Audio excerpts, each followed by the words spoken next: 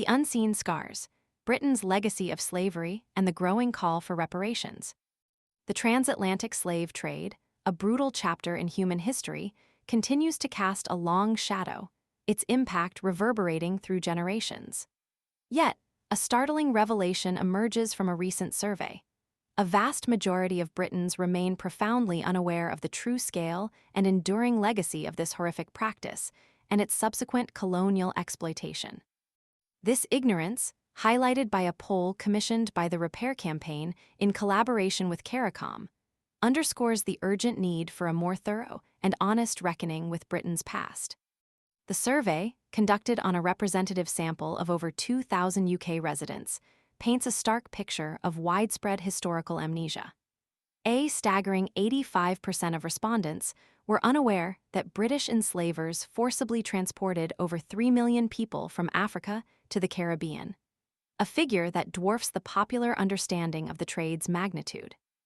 This shocking statistic exposes a critical gap in national education and public discourse, a gap that allows the horrific reality of the slave trade to remain obscured from public consciousness.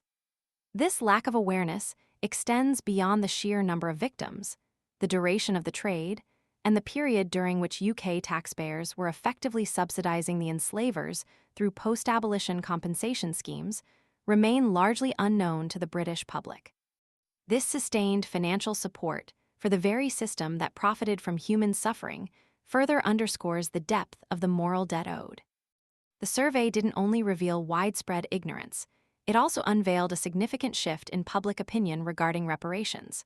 While a lack of knowledge pervades, a burgeoning sense of moral responsibility is taking root. The poll reveals a growing consensus in favor of some form of reparatory justice for Caribbean nations and the descendants of enslaved people. Support for a formal apology has climbed to 63%, representing a 4% increase from the previous year.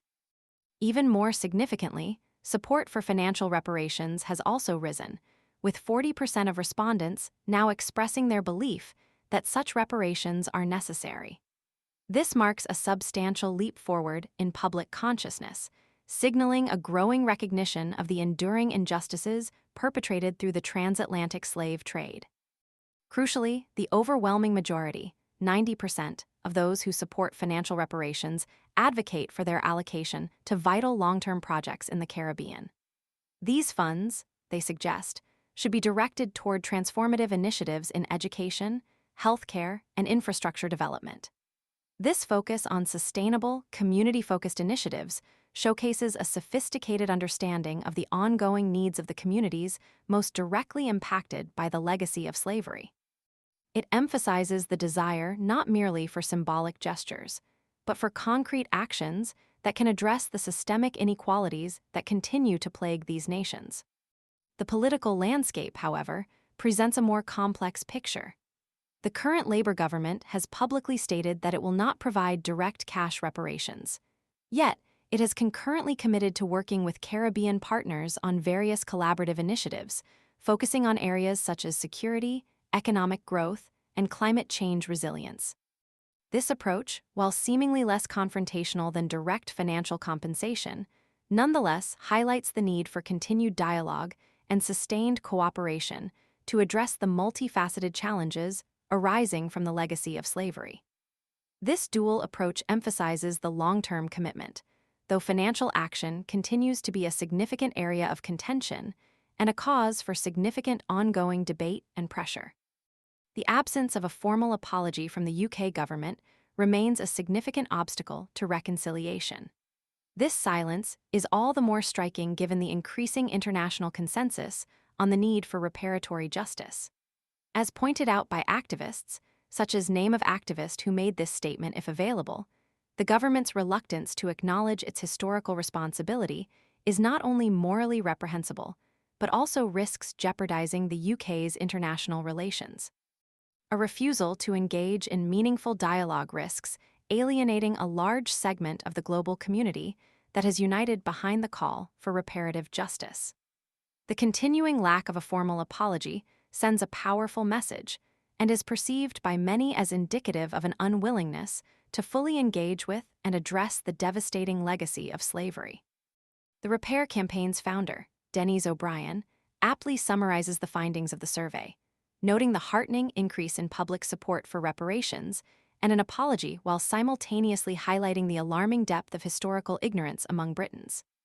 This duality underscores the critical need for comprehensive education and public awareness initiatives to foster a more informed and engaged citizenry, capable of grappling with the complex and painful realities of Britain's colonial past. Only through a committed effort to educate and engage the public, coupled with sustained political will to pursue restorative justice, can the UK truly begin to heal the wounds of its past and build a future founded on principles of equity and reconciliation. The path forward requires a commitment not just to financial reparations, but also to a profound shift in national consciousness, a willingness to confront uncomfortable truths and to acknowledge the profound and enduring impact of slavery on the world. The growing support for reparations, while significant, should be seen as a first step. The real challenge lies in translating this burgeoning support into effective and tangible action, one that transcends mere symbolic gestures and addresses the deeply ingrained systemic issues still prevalent in those societies most affected by the legacy of the transatlantic slave trade.